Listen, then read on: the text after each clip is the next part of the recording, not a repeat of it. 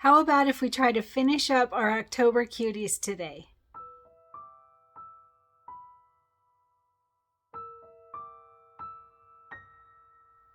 Hey everyone, Cristin Som here, and I'm hoping that we might be able to finish up our October Cuties today. So we finished up the triangles yesterday. Those are always the biggest part of our project, and these are so cute. I love this. I'm loving that I did the bats in black. I think that is just really fun. So this is a great looking project so far, and we're nearing the end.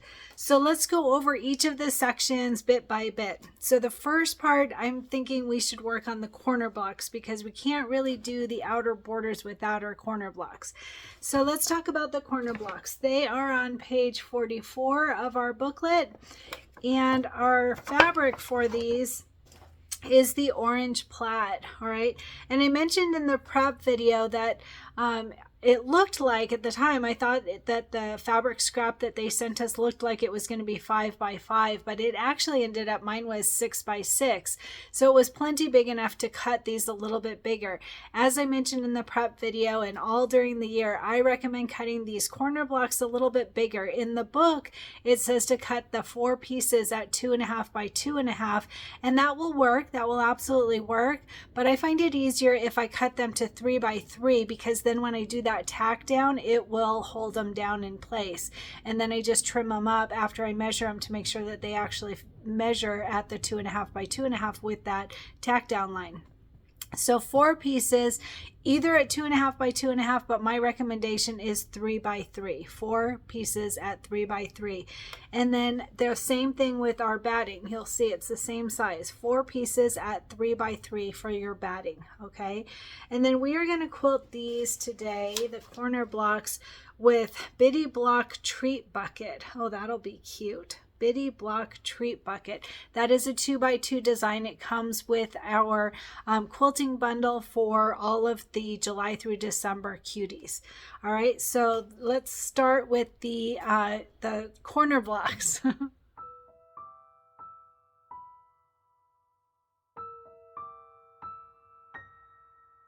Hey everyone, so I'm going to quickly show you how to merge those 4 corner blocks together, and then I'll show you how to do the outer borders as well. So let's start with the corner blocks. I'm going to open up Embellishment Essentials. That is the embroidery software that I prefer, and it's on my 9 by 14 hoop. I don't need nearly that big to do those tiny little corner blocks.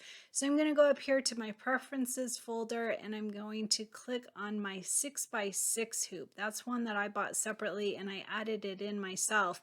A 5 by 7 will work as well. Either one is fine. All right, and then I'm going to go to the compass button and click on H for hoop. And then I'm going to bring in the quilting design. So you can see your hoop size down here at the bottom.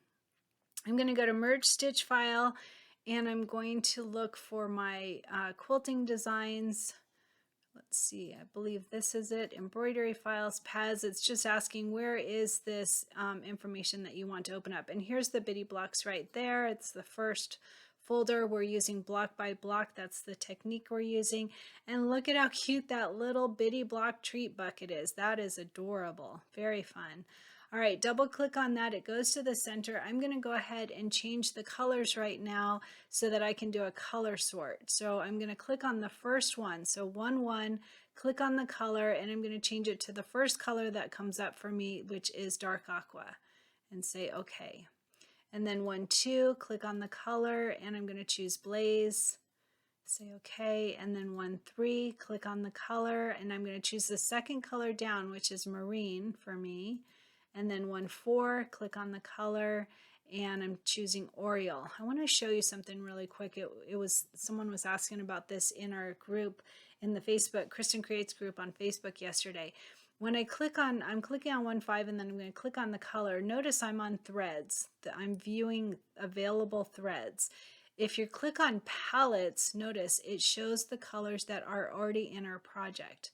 All right, you can see the same colors that we've already chosen are right here. So when you're looking for a new color, because you don't want, if you do a color that you've already used, then those will join together. So you need to click on this right here where it says view threads. All right, so hopefully that helps clear up some confusion. Threads versus palettes. All right, and then I'm going to click on Sprout, the first color that comes up for me. That's the quilting design, and those are all done. I'm going to click outside so that nothing is selected, and then I'm going to click on the whole design. So I have all 5 parts of it, and then I'm just going to click on the stitching, and then I'm going to bring it up to the corner. All right, that's the first one. Now I'm going to say Control C to copy, and then Control V like victory to paste, and that didn't work. Why isn't it doing it? Let's try C again. That didn't work for some reason. Control C to copy and Control V. There we go. There's the second design, and it's right on top of that first one. So it looks like there isn't anything there, but you can see we have 1 design and now 2 designs. So I'm going to click on the stitching, and I'm going to move it all the way over to the corner here. All right, and then I'm going to say Control V like victory again. It's already copied, so I don't have to copy it again, but I have to do the Control V like victory to paste again. And then again, I'm just going to click on the stitching, and I'm going to move it down. And you can see we have 3 designs. I'm going to say Control V like victory to get a 4th, and I'm just going to bring that down here very simply. All right, so we have 20 color steps. You can see it right here in the down right hand corner. And I'm going to go to Utility Color Sort right there, and it thinks, and don't forget to have this tolerance at 0, everything with the same settings, and it says it's reduced it by 15 color changes. So I'm going to click New View, always click New View to check it and make sure it did what you wanted it to do, and then just run through real quickly. So there's the placement of our batting, our tack down of our batting, our placement of our main fabric, our tack down of our main fabric, and then our quilting designs. That is so cute. Very fun. So that is done. That was super easy to do. I'm going to do a file, save stitch file as. And then it's asking, where do you want to save it? I'm going to go back to my Cuties folder and all right, into the quilting designs, embroidery files, Pez, and I'm going to put it in with the bitty blocks, and I'm going to name it what was this called? Treat jar? Treat bucket. So treat bucket times 4. Save, whatever you want to name it, that you'll be able to find it easily and remember what you called it. So I'm going to go to Utility, Send to Celery to send it to my machine, because my machine is ready to get started, and that's how we do our corner blocks. That was super easy.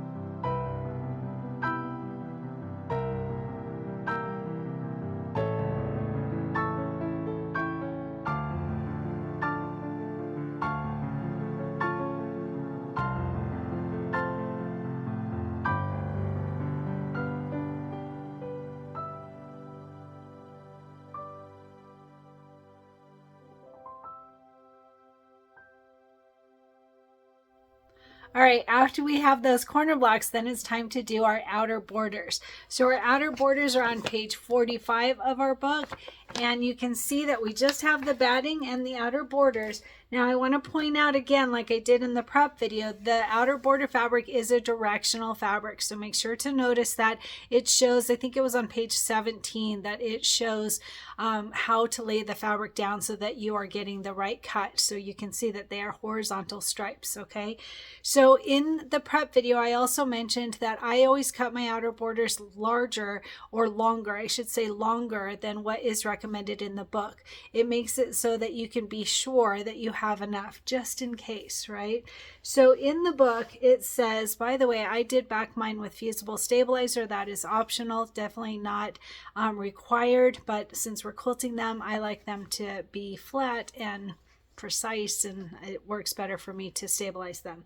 All right, so on this, for our outer borders, we are going to have 4 pieces that are, it says in the book 2.5 by 18.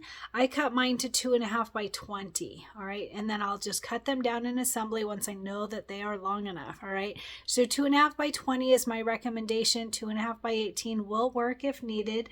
Up to you. 4 pieces, and like I said, I did back mine with fusible stabilizer. The only other thing that we need for the outer borders is our batting. What did I, oh, there it is. I'm like, what did I do with my batting?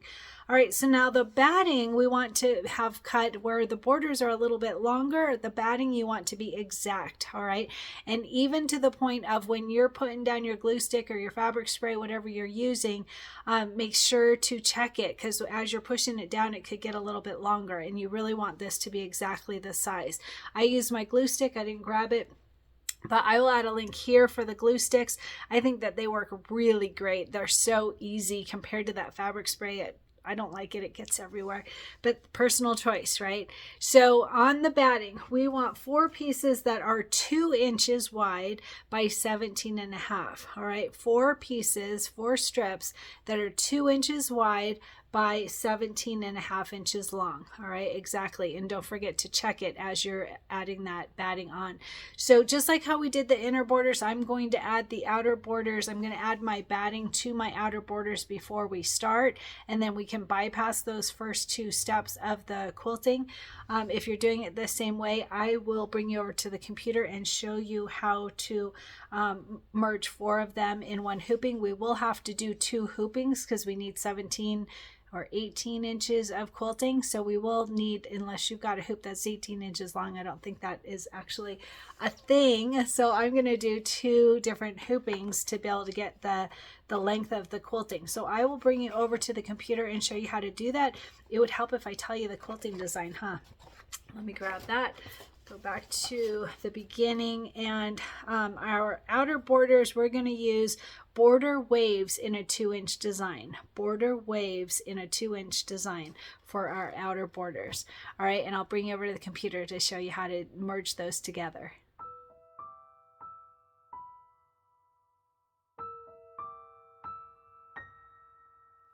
All right, so now to do the outer borders, I'm going to go to File, New Page, and you know what? We need to do, the design that we're looking for is border waves in a 2-inch design for our outer borders. Border waves, and you know what? We already did that in August. So for our sunflowers, we already did the border waves. So I'm going to go ahead and just open up that saved design and just make sure I've got it. And if I do, then I'm just going to include that tutorial for you. So let's see, Pez, close up the bitty blocks, and it would be centers and triangles, and that was in August. No, not centers, sorry, borders, and we're looking for the waves. So border waves right there. Look at that. So 2 by 10 waves times 4. That's exactly what we need. Of course, I'm on the wrong hoop size, so I'm going to go ahead and change to a larger hoop. It looks like, my guess is I need a 10 by 10 hoop. Let me see. I should have put that in the description so that I know. And then I'm going to go to H for hoop, and yep, 10 by 10. All right, so we already did all of this, so I'm going to go ahead and just send this to my machine. I will include my tutorial from August for those that didn't do the sunflower one, so you can see quickly how we did this. That was really easy and saves me a little bit of time. I'm excited. All right, let's get stitching our outer borders. All right, after we have our corner blocks all done, then it's time to do the outer borders. We want 18 inches of quilting, so I am going to see what will work best. So I'm going to open up Embellishment Essentials. I still have it open from my sun hat, so I'm just going to go to File, New Page, and I'm going to bring in the quilting design for the outer borders. It is Border Waves in a 2-inch design. So merge stitch file. Notice I have not changed my hoop size yet. That's okay. All right, and then this is the embroidery designs.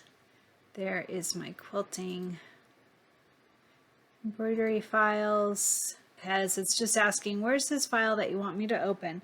So we want Border Waves. So Border Waves right there. It's the third folder down, and it's starting to populate with the designs. We want a 2-inch design, and then however long of your hoop, and we want 18 inches of quilting. So I'm just going to open a few of them and see what works best. All right, so notice that because I'm in my 6x6 hoop, it turned red to show us that it is too large for the hoop. That's okay, we expected that.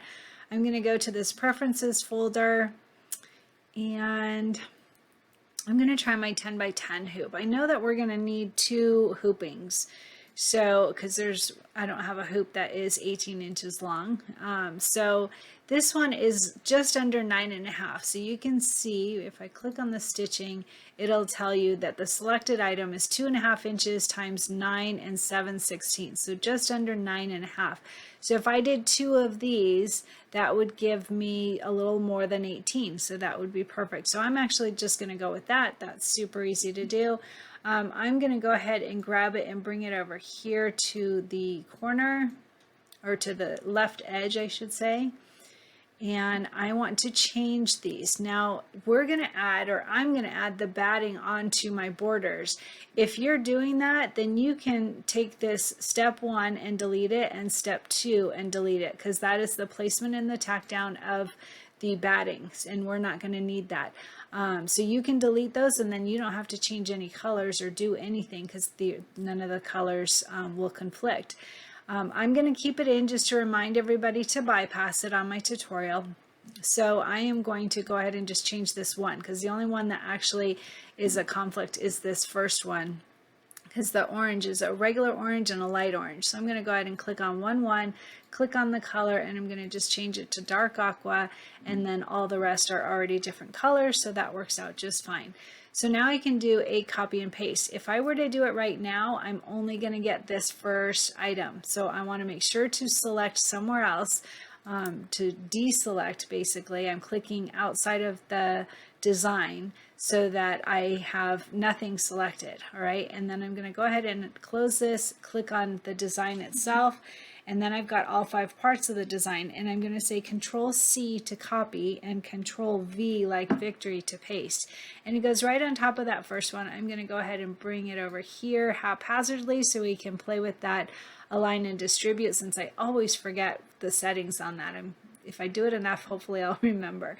All right, so that brought over the same design because we already had all of the colors changed. I'm going to say Control V again for the third one and move it over again haphazardly, and then Control V like victory for a fourth one, and that one I'm going to bring over to the very right hand side. All right, now notice these are overlapping. This one has a lot of space between it. This one has very little. So we need to be able to do that distribute button. We have to do a distribute, align and distribute before we do the color sort, because right now we have 4 designs. I'm just going to close all these so you can see them. We have 4 different designs. If we do a color sort, then it brings it down to 1 design, and so you will not be able to move them. So you want to make sure to do that before you do a color sort. So I'm going to go ahead and I'm going to click down here at the bottom and drag up. When we do an align and distribute, we have to tell it what we want to align and distribute. So we have to have them selected. And I have found that the easiest way is clicking down from the bottom and dragging up to be able to get them all selected.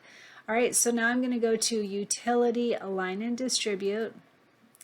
And let's see, we're on the Align tab. I'm going to try Center, Center. I think that will make them all go. I never remember this part. Let's see. Yeah, that didn't do it. So that made them all go all together. So I'm going to close this and I'm going to go to Undo right here.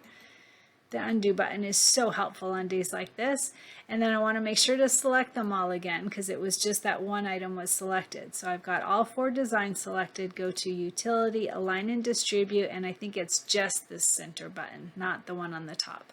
So let's try that. Apply, and that worked. So you can see that they all moved so that they're now aligned in the correct manner, but they still need a lot of distribution because this one is overlapping, this one has no. And while they're all selected, I wonder if I can do it with that. No. Okay, I have to close this window, and I'm just going to move it down because you can see that I'm not centered, and it totally doesn't matter because we have enough room on the hoop, but my brain is saying, it's not right. Okay, so we have the 4 designs selected. I'm going to go back to that Utility, Align and Distribute, and I'm going to click on this Distribute tab. I've had people say that they don't understand how to get to the Distribute part.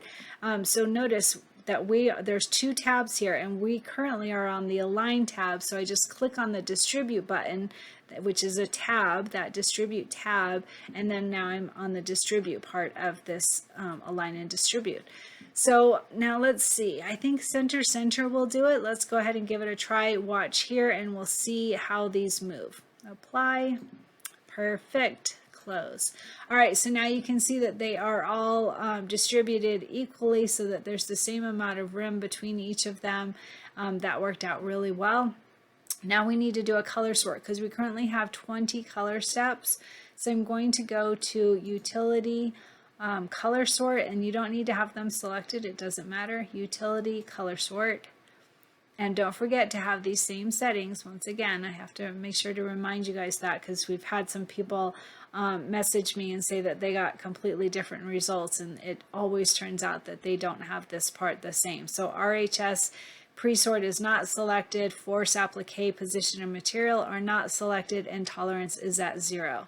All right, now I'm going to click New View. It'll open a 4th tab, and I'm going to just quickly look at what they've done. So notice that it's got everything in one design now. I'm going to click open that design, and the first one is that placement stitch for the batting. Don't forget, you don't need that. You can click delete on yours. 1, 2 is the tack down of the batting. Again, you do not need that if you're adding the batting onto your strips like I'm going to show. 1, 3 is your placement for the main fabric strips or the border strips. And 1, 4 is the tack down of those border strips. That's why it's a light orange instead of an orange. And then the quilting design on all 4 of them. That will be really fun. All right, so those are done, super easy. We're down to 5 color steps. That saves a lot of time, and we will need to do 2 hoopings. Depending on your hoop size, you may need to do more, but I'm going to do 2, and then I'll have almost exactly the quilting size that I need for my border strips. A little bit longer, which is fine because it'll just run off on the stabilizer. All right, so that one's all done. I'm going to do a file, save stitch file as. And I'm going to get out of this block by block, and I'm going to go to my quilting bundle, embroidery files. Pez is what I use for my machine, and I'm going to go back to that 3rd folder that has the waves folder or the waves design. And I am going to say this was a 2x10 waves times 4. So that there's 4 in 1 hooping. Whatever is going to work for you, you can put in your hoop size, whatever makes you remember what you're looking for. But try not to make this file name too long because it can cause problems. All right, and then save. And then since my machine is on and ready to play, I am going to say send to Solaris XP1. And that's all done. All right. If your machine doesn't do that, you would just transfer it to a USB stick or copy it to a USB stick. I've shown that in lots of videos, but we are ready.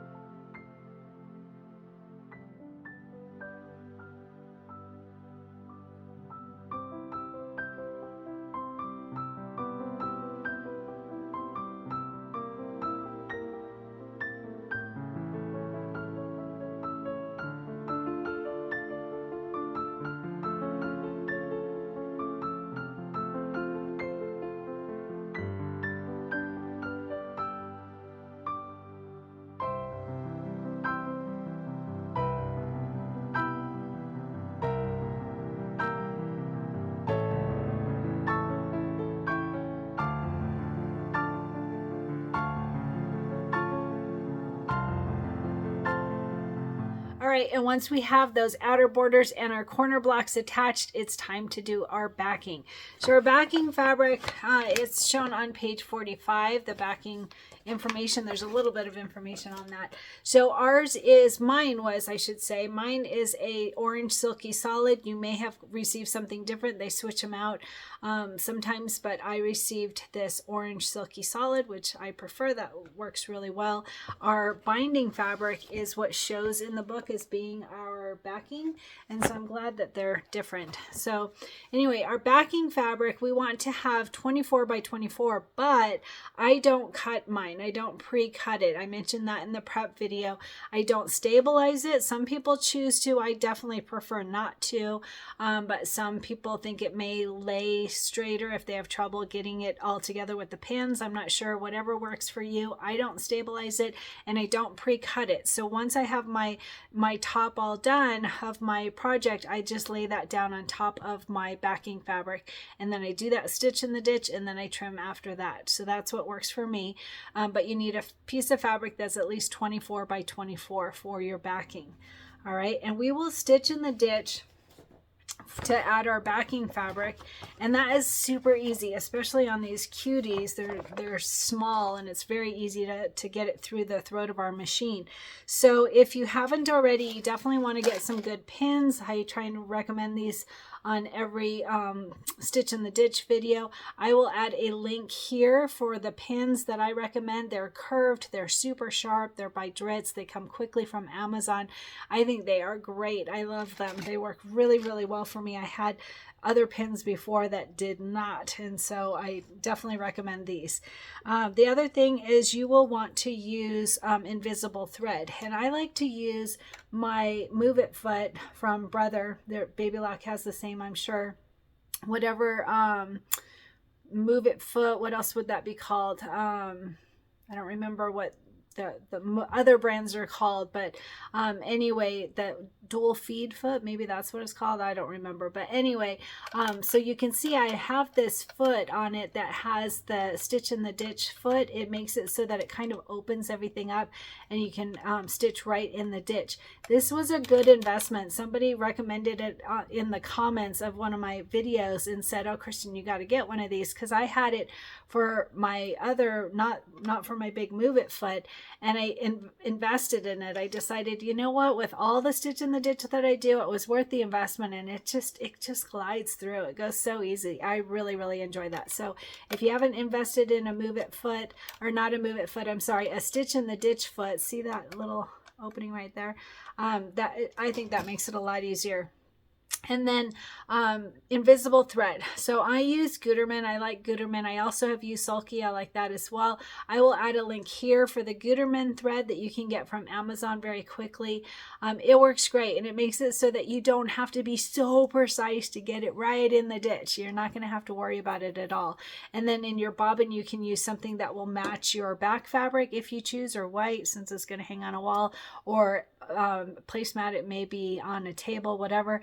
If you choose to, I probably will, since it's orange. I might just make a bobbin for this one, but that's it. So we're gonna go ahead and get started on adding our backing fabric.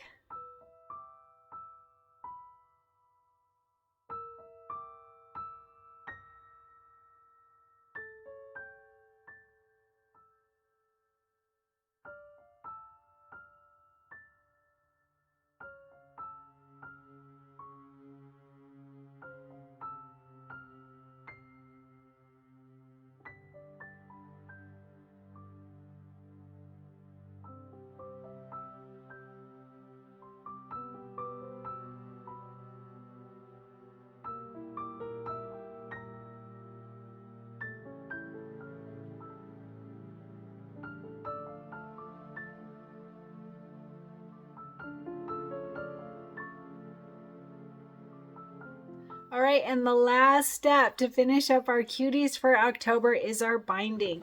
So it talks about the binding a little bit on page 44 and 45 of our book, and you can see it is this orange star fabric.